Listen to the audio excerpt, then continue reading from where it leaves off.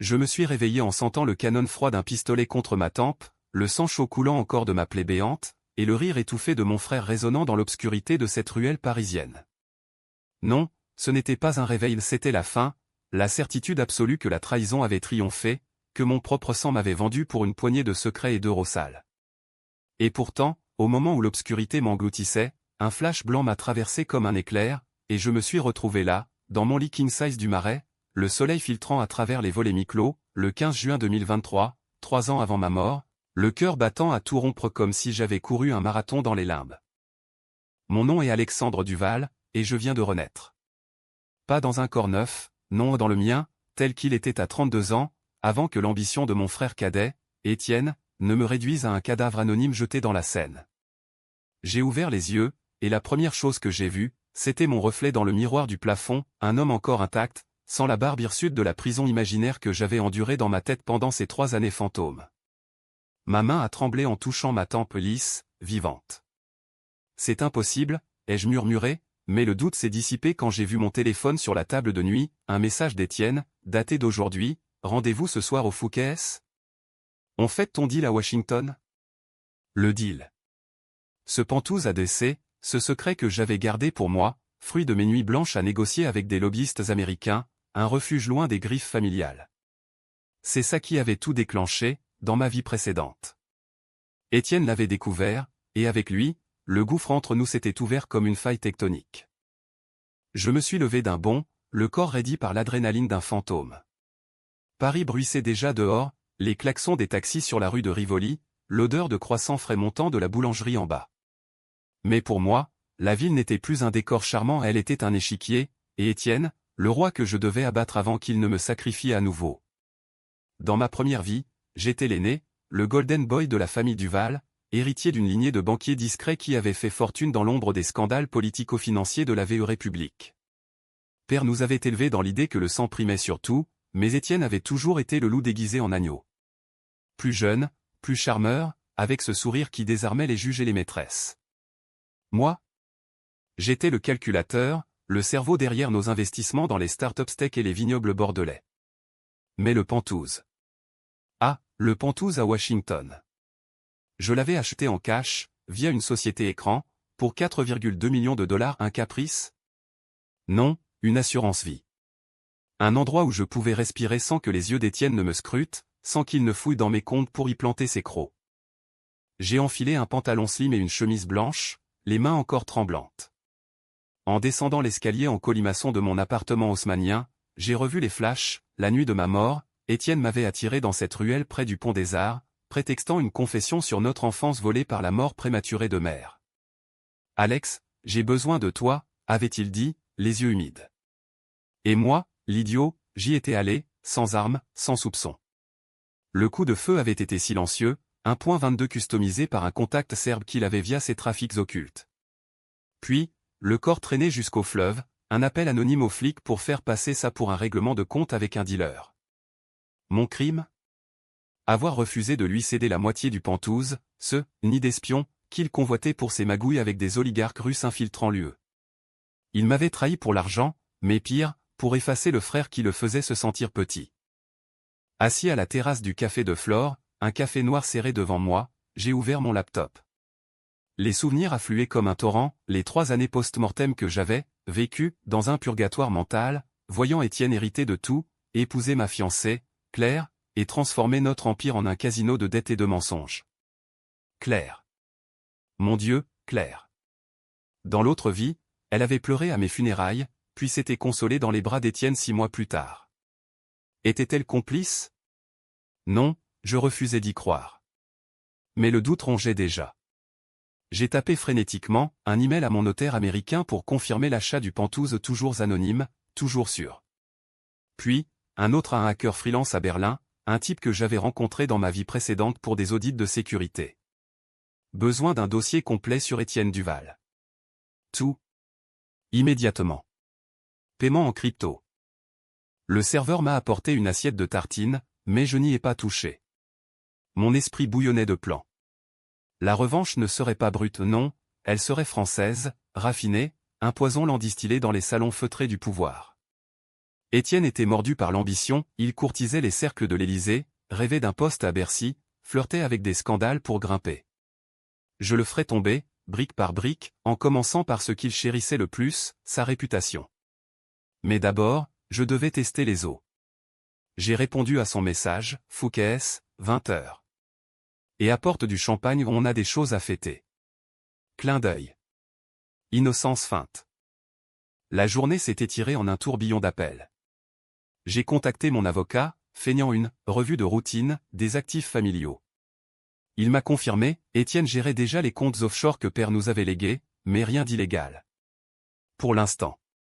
Puis, un coup de fil à Claire. Sa voix, douce comme du velours, m'a transpercé, Alex.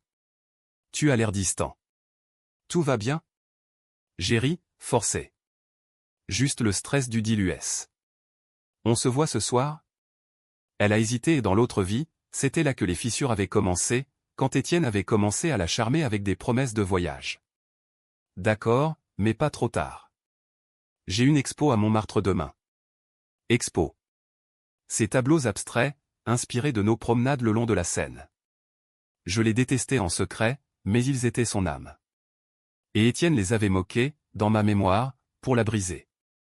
Le soir est tombé sur les Champs-Élysées comme un rideau de velours noir. Le Fouquès bruissait de rires fins et de cliquetis de verre, ces nids de vipères où les deals se nouent entre deux bouchées de foie gras. Étienne était déjà là, impeccable dans son costume Armani, les cheveux gominés, un sourire qui pouvait vendre de la glace aux Esquimaux. Frangin, a-t-il lancé en se levant, m'étreignant comme un frère aimant. Son parfum, un cri de chair et vulgaire, m'a donné la nausée. Nous nous sommes assis, et le champagne a coulé d'homme Pérignon, bien sûr. A-t-on pantouse secret, a-t-il trinqué, les yeux pétillants. Comment savait-il déjà? Non, dans cette timeline, il ne savait pas encore. C'était mon piège, lâcher l'info, voir sa réaction. Comment tu sais pour DC, ai-je demandé, feignant la surprise. Il a haussé les épaules, ce geste si français, si désinvolte. Un oiseau m'a gazouillé. T'es discret, mais pas tant que ça. C'est génial, Alex. Un pied à Washington? Pense au contact là-bas. On pourrait élargir l'empire. Son ton était amical, mais j'ai vu le calcul dans ses yeux, le même que la nuit de ma mort. J'ai souri, levant mon verre. Peut-être. Mais c'est à moi, Étienne. Juste à moi. Il a ri, mais son rire sonnait faux, comme un vin tourné. Claire est arrivée en retard, radieuse dans une robe rouge sang, ses boucles châtaines cascadant sur ses épaules. Elle m'a embrassé, un baiser tiède qui m'a rappelé les nuits où elle s'était éloignée. Vous parlez business, comme d'habitude, a-t-elle taquiné. La soirée s'est déroulée en surface lisse, anecdotes sur père, rire sur nos bêtises d'enfants à Deauville. Mais sous la table, ma main serrait le bord de la nappe jusqu'à blanchir mes jointures. Quand Étienne a proposé un toast, à la famille unie, j'ai vu le flash, le pistolet, le rire. J'ai trinqué, mais dans ma tête, le plan se dessinait. Demain, le hacker enverrait son rapport.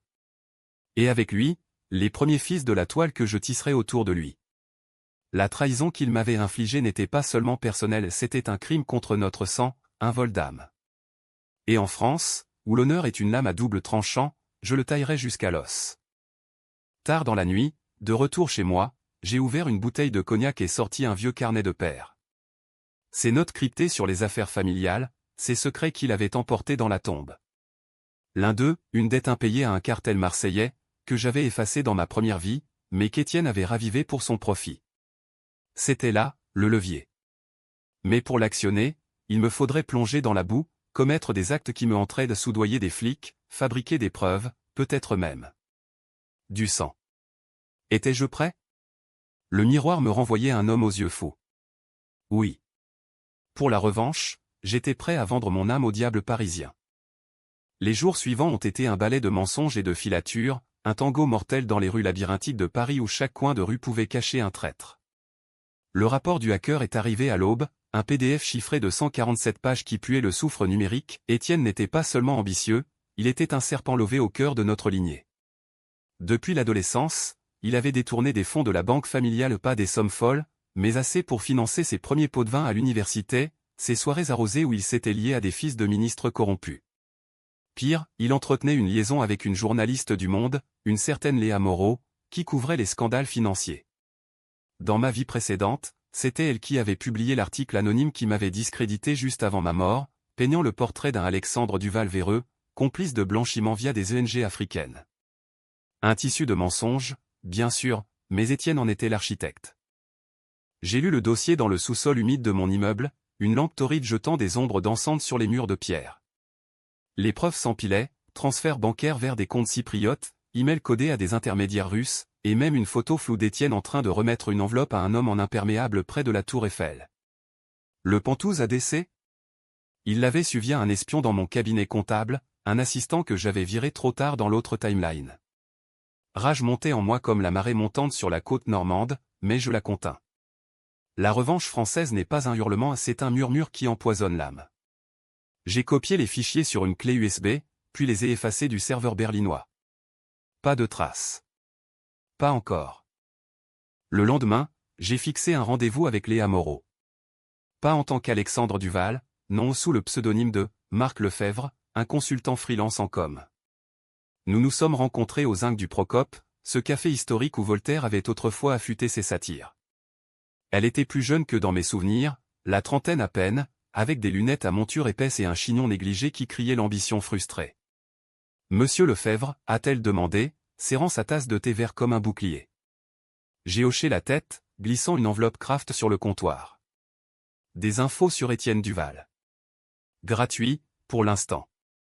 Mais j'en veux plus. Ses yeux se sont éveillés comme ceux d'un chat devant une souris. Elle a ouvert l'enveloppe, parcouru les premières pages, et un sourire carnassier a étiré ses lèvres. C'est du lourd. Pourquoi moi? J'ai haussé les épaules. Parce que vous crevez d'envie de planter un couteau dans le dos des puissants. Et Duval est puissant. Elle a mordu. En échange, elle m'a donné un nom, Viktor Kuznetsov, un oligarque exilé à Londres qui finançait les campagnes d'Étienne via des fondations bidons. Kuznetsov, le lien avec le cartel marseillais de Père, une dette que j'avais remboursée en vendant des actions tech en 2019. Mais Étienne l'avait ravivé, utilisant l'argent pour graisser des pattes à Bruxelles sur les sanctions anti-Russie. Le tableau se précisait, mon frère n'était pas un simple traître familial, il était un pion dans un jeu géopolitique plus vaste, où Paris servait de plaque tournante pour les flux illicites. J'ai quitté le Procope avec un nœud à l'estomac. Était-ce de la nausée morale? Ou juste la peur de ce que je devenais, un fantôme vengeur, prêt à allumer l'incendie pour rôtir son bourreau? Claire, elle, sentait que quelque chose clochait. Nous dînions chez elle, un loft à Bastille rempli de toiles inachevées et d'odeurs de peinture à l'huile. Tu es distant, Alex. Comme si tu portais un secret plus lourd que d'habitude. J'ai posé ma fourchette, le coq au vin soudain fade. Dans l'autre vie, c'est ici qu'elle m'avait confronté sur le Pantouz, et j'avais menti, ce qui avait ouvert la brèche pour Étienne. Cette fois, j'ai choisi la vérité partielle. J'ai acheté un appartement à Washington. Pour nous, peut-être. Un nouveau départ. Ses yeux se sont illuminés, puis assombris. Et Étienne? Il le sait? J'ai ri, amer. Pas encore. Mais il le saura. Et ça va le ronger. Elle a tendu la main vers la mienne, ses doigts tachés de bleu cobalt. Ne le laisse pas te détruire. Il est jaloux, tu sais. Depuis toujours. Jaloux. Le mot flottait comme un fantôme. Souvenir d'enfance, Étienne, le petit frère effacé, regardant père me féliciter pour mes notes à Sciences Po pendant qu'il grattait son violon dans un coin. Mère morte d'un cancer quand il avait 12 ans, et moi, l'aîné stoïque, prenant le relais. Mais la jalousie n'excuse pas le meurtre. Le lendemain, j'ai mis mon plan en branle. Premier coup, un appel anonyme à Viktor Kuznetsov, via un burner phone acheté au marché aux puces. Duval est en train de vous trahir. Il parle au fait d'US sur vos flux. Prouve à venir. J'ai raccroché, le cœur cognant. Mensonge? Pas tout à fait. Dans le dossier, il y avait des mails où Étienne flirtait avec des contacts FBI pour se couvrir d'une assurance contre Kuznetsov, justement. La réaction n'a pas tardé.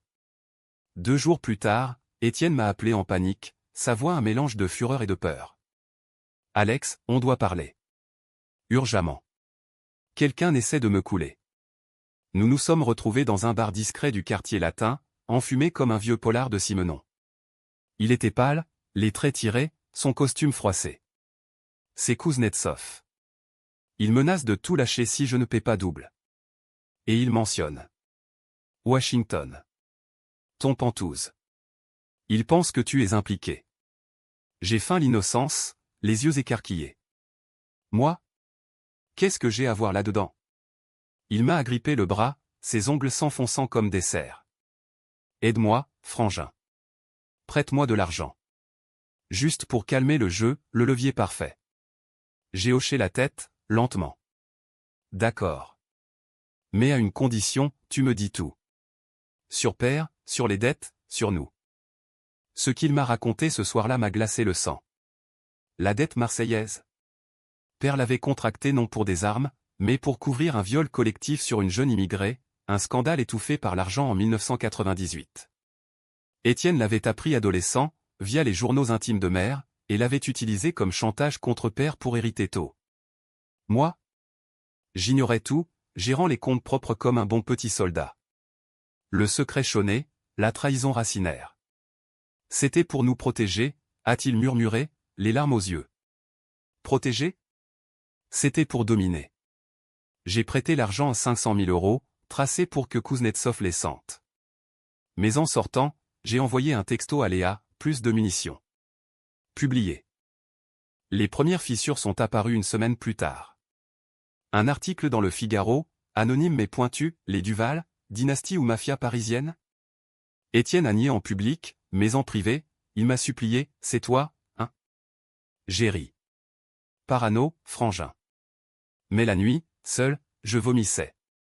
La revanche goûtait l'acide. Éclair. Elle m'avait vu, rentrant pâle, hanté.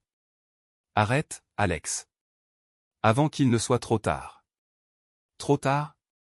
C'était déjà l'éternité. Paris en juillet est une fournaise de béton et de désirs inassouvis, où les terrasses se transforment en confessionnaux improvisés et les nuits en champs de bataille silencieux. Mon plan avançait comme un vin millésimé, patiemment élevé dans les caves de la vengeance. Léa avait publié un deuxième article, cette fois dans Marianne, reliant Étienne à des flux russes via des preuves, anonymes, que j'avais distillées. Les cercles du pouvoir bruissaient à invitations annulées, murmures à l'Assemblée. Étienne se débattait comme un poisson hors de l'eau, appelant à toute heure, sa voix craquelée par l'alcool et l'insomnie. Alex, je sais que c'est toi. Pourquoi? Qu'est-ce que je t'ai fait? J'ai feint la compassion, l'invitant à dîner chez l'ami Louis, ce bastion de la bourgeoisie où les steaks frites coûtent plus cher que l'âme d'un homme. Assis face à face, sous les poutres apparentes et les rires discrets des notables, il a craqué. C'est le passé, Alex. Père. Il nous a pourris dès le berceau. Ce viol, en 98, c'était pas juste une dette. Mère le savait, et elle s'est tuée pour ça. Pas le cancer les cachait, après la découverte. Ces mots m'ont frappé comme un coup de poignard.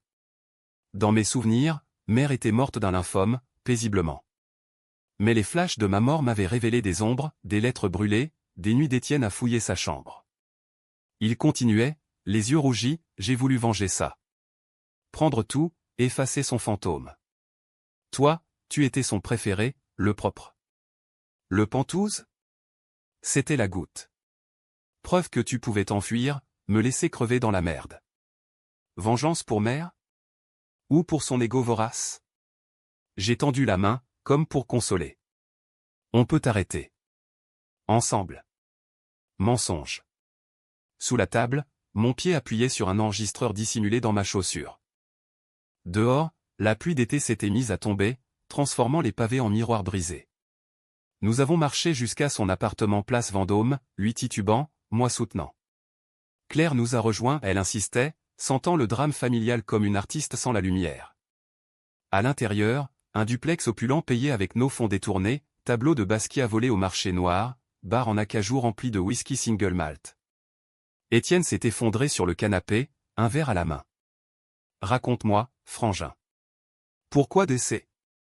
J'ai hésité, puis lâché, pour échapper à ça. À nous.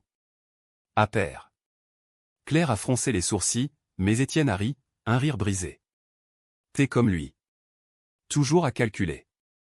Mais moi, j'ai aimé mère plus que tout. Et toi? T'étais trop occupé à briller. La nuit a dérapé. L'alcool a coulé, les confessions aussi. Il a avoué le chantage à Père, les pots de vin à Bercy pour un poste de conseiller. Et Claire. Oh, Claire. Dans un moment de faiblesse, il a glissé, elle mérite mieux que toi, Alex.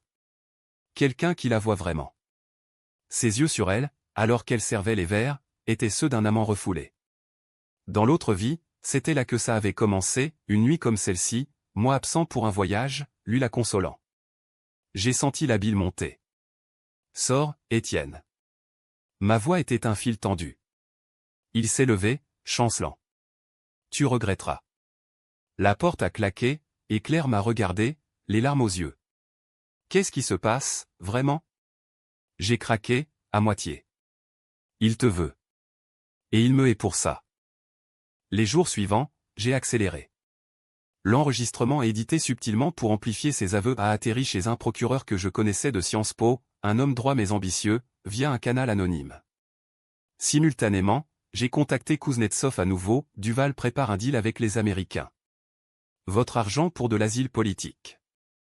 Mensonge pur, mais suffisant pour que l'oligarque envoie des gorilles. Paris s'est mué en toile d'araignée, Étienne sous surveillance, moi le marionnettiste invisible. Mais les décisions causaient des fissures en moi. J'ai dû soudoyer un flic de la BRDE pour intercepter un colis d'Étienne de la Coque, pour ses soirées networking. Le flic, un vieux briscard nommé Moreau, ironique, a pris les 20 000 € sans sourciller, mais ses yeux disaient, t'es comme eux, maintenant. Claire a confronté le mensonge le plus dur. Elle avait trouvé des traces sur mon laptop, pas tout, mais assez, recherche sur Étienne, sur le suicide supposé de Mère. Tu le détruis, Alex. Pourquoi? Un appartement à l'autre bout du monde? Nous nous sommes disputés dans son loft, les toiles arrachées des murs comme des plaies ouvertes. Il m'a tué, Claire, ai-je hurlé, oubliant la timeline. Elle a pâli. Quoi? J'ai couvert, mal, figurément. Il m'aurait détruit. Elle a pleuré, et pour la première fois, j'ai vu la faille, ma vengeance l'a brisée aussi. Étais-je en train de devenir le monstre qu'Étienne avait toujours été? Le coup suivant a été le plus controversé. J'ai orchestré une fuite, un email falsifié d'Étienne à Léa, confessant le viol de Père et son rôle. Publié sur un blog d'extrême gauche, il a explosé comme une grenade dans les médias. Libé titrait « Frère de banquier impliqué dans scandale familial sordide ». Étienne m'a appelé à 3 heures du mat', hystérique, « C'est toi, salaud. Tu salis Mère. » J'ai écouté, silencieux, puis raccroché. Mais le matin, un paquet est arrivé, une photo de Claire, prise de loin, avec un mot « Arrête » où elle paie. Kuznetsov. Le jeu montait d'un cran. J'ai couru chez elle, la trouvant tremblante. Quelqu'un me suit. J'ai juré de la protéger, mais en mon fort intérieur, la twist se profilait, et si Étienne n'était pas le seul serpent? La tension culminait. Une nuit, seul dans le marais, j'ai ouvert les lettres de Mère, cachées dans un coffre. La vérité, ce n'était pas un suicide, mais un meurtre déguisé. Par qui? Les initiales floues, E.D. Étienne? Ou moi, dans un blackout alcoolisé, après une dispute? Non. Impossible. Mais le doute s'insinuait, vénéneux. Où t'a apporté la canicule et le chaos, Paris vidé de ses habitants mais grouillante de complots sous la surface, comme un volcan prêt à cracher sa lave sur l'île de la Cité. Étienne était acculé, perquisition à son appartement, convocation au pôle financier, et Kuznetsov qui serrait la vis avec des menaces voilées et des voitures noires stationnant trop longtemps sous ses fenêtres.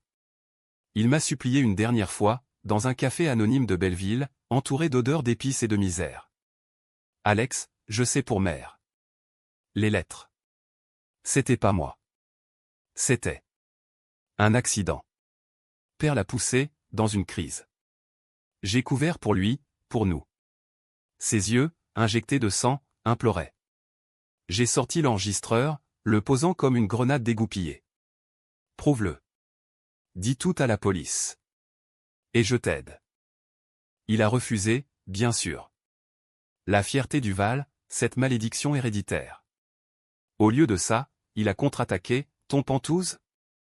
C'est pas un refuge, c'est un nid de flics US. J'ai vérifié. Tu joues double jeu depuis des mois. Bluff? Ou vérité? Dans ma panique, j'avais contacté un contact FBI pour des conseils sur les flux russes préventifs, pour me couvrir. Mais Étienne l'avait su, via son réseau. Le frère contre le frère, miroir brisé. Nous nous sommes séparés sur une menace, si tu continues, je te enterrerai vivant. Les mots d'un condamné. Claire était le point faible. Je l'ai envoyée à Deauville, prétextant une retraite artistique, mais en réalité pour la mettre à l'abri. Reviens-moi entier, a-t-elle murmuré à la gare Saint-Lazare, ses lèvres salées de larmes. Seul, j'ai plongé plus profond. Le procureur, maintenant allié réticent, m'a fourni un accès à des écoutes. Étienne complotait avec des truands marseillais pour un nettoyage, moi, en tête de liste. La nuit du climax, le 15 août, fête nationale oubliée dans le tumulte, j'ai tendu l'appât final. Un message, rendez-vous à la ruelle du Pont des Arts. Minuit. Finissons ça.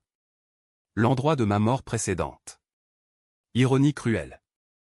La lune se reflétait sur la scène comme un éclat de lame quand il est arrivé, silhouette nerveuse en trench coat, un sac à la main probablement l'arme. J'étais caché dans l'ombre, un .38 légal acheté via un faux permis, cœur battant comme un tambour de guerre. Alex, a-t-il appelé, voix éraillée. Je suis sorti, calme. C'est fini, Étienne. Les flics arrivent. Rends-toi. Il a ri, hystérique. Trop tard. Kuznetsov veut nos têtes. Et mère. Elle me hante, mais toi, tu l'as oublié. Il a sorti le pistolet, le même .22. Le temps s'est figé, flash de ma mort, le sang, le rire. J'ai tiré en premier une balle dans la jambe, pour l'immobiliser. Il s'est écroulé, hurlant. Traître. Frère. Les sirènes ont ululé au loin mon appel anonyme. Mais avant qu'elle n'arrive, il a craché son venin final, le viol. C'était pas père. C'était toi, Alex. Adolescent. Ivre. Mère l'a su, et c'est pour ça qu'elle s'est tuée. J'ai tout couvert pour te protéger. Le Pentouze? Pour que tu fuis ta culpabilité. Le monde a basculé. Souvenir réprimé, une soirée à la maison, 1998, 20 volets, une jeune femme de ménage. Non. Blackout. Mais les lettres de mère, les initiales des Étienne Duval, ou Alexandre?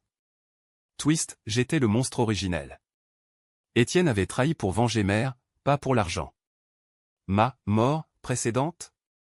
Un suicide déguisé, orchestré par lui pour me punir, me forçant à revivre l'enfer. Les flics ont débarqué, menottes cliquetant. Étienne emmené, moi témoin, héroïque. Mais dans l'ambulance, alors qu'il me fixait d'un œil vitreux, il a murmuré, « Reviens pas, frangin. Cette fois, reste mort. » La synchronicité, ma résurrection était sa boucle infernale aussi. J'ai vomi sur le quai, la Seine avalant mes secrets. Septembre a ramené les feuilles mortes et les procès, Paris reprenant son souffle après l'orage, mais pour moi, c'était l'épilogue d'un opéra wagnérien grandiose, destructeur, sans rédemption. Étienne en détention provisoire à Fresnes, inculpé pour blanchiment, chantage et tentative de meurtre. Les médias se repaissaient, fratricide chez les Duval. Léa Moreau signait les papiers les plus juteux, promue star du journalisme d'investigation. Kuznetsov? Extrait vers les US sur type anonyme le mien, via Interpol. Le Pentouze a laissé rester mon sanctuaire intact, mais y penser maintenant me donnait la nausée, un mausolée pour un homme brisé. Claire est revenue de Deauville, les yeux cernés, son chevalet abandonné. Nous nous sommes assis sur un banc du Luxembourg, les statues nous toisant comme des juges muets. Il a avoué, Alex. Pour mère. Pour tout. J'ai hoché la tête, la gorge nouée. Le twist m'avait rongé, les analyses ADN, commandées en secret, confirmaient le pire. Moi, à 16 ans, ivre de rage adolescente contre le monde qui volait mère à nous. Un blackout, un crime effacé par père pour protéger la famille. Étienne avait porté le fardeau, le haïssant en silence, jusqu'à ce que le Pentouze, symbole de mon évasion égoïste, le pousse à l'acte. Ma mort? Pas un meurtre froid, mais une mise en scène pour me confronter à mon âme, via un tireur à gages qui avait raté, me plongeant dans le coma dont j'avais émergé. Réincarné? La boucle quantique d'une conscience coupable. Je l'ai détruit pour rien, ai-je murmuré. Claire a pris ma main. Pas pour rien. Pour survivre. Mais maintenant, vie. Elle est partie ce soir-là, emportant ses toiles, laissant un mot, le sang tache, mais l'amour lave. Réfléchis. Seule ombre dans la lumière, elle avait su, pour le viol, via Étienne des mois avant. Pas complice, mais muette par peur. Trahison douce, française jusqu'au bout. Le procès d'Étienne a été un cirque, témoins achetés, avocat vedette comme Éric Dupond-Moretti en personne. J'ai témoigné, voix ferme, mais intérieurement en lambeaux. Il m'a regardé du box, sans haine et pitié. Innocent pour le meurtre de mère, a plaidé son conseil, mais les preuves sur les flux l'ont condamné à 12 ans. Twist final, en cellule, il a écrit une lettre, livrée par son avocat. Frangin, la revanche était mutuelle. Mère nous pardonne peut-être. Moi, je te pardonne. Paradessé. Oublie. J'ai brûlé la lettre dans la cheminée de père, cendre dans le vent automnal. Paris, mi-octobre, je marchais seul le long de la Seine, le pont des Arts rénové brillant sous les lumières. La revanche avait été pyrrhique, empire familial démantelé, nom Duval synonyme de scandale, moi un fantôme vivant. Caté Tugby KCH? Oui, car la vraie victime était l'innocence perdue, celle de 2 frères empoisonnés par un secret trop lourd. Mais dans la brume, un espoir ténu, le Pantouse attendait, vide, prêt pour une nouvelle vie. J'ai réservé un vol pour Washington, laissant la ville des Lumières derrière. La France m'avait forgé en vengeur, l'Amérique, peut-être, me reforgerait en homme. Pourtant, au décollage d'Orly, un flash, Étienne, souriant dans la ruelle. Était-ce réel? Ou une boucle éternelle? Le doute persistait, comme un bon Bordeaux âpre, inoubliable. Fin.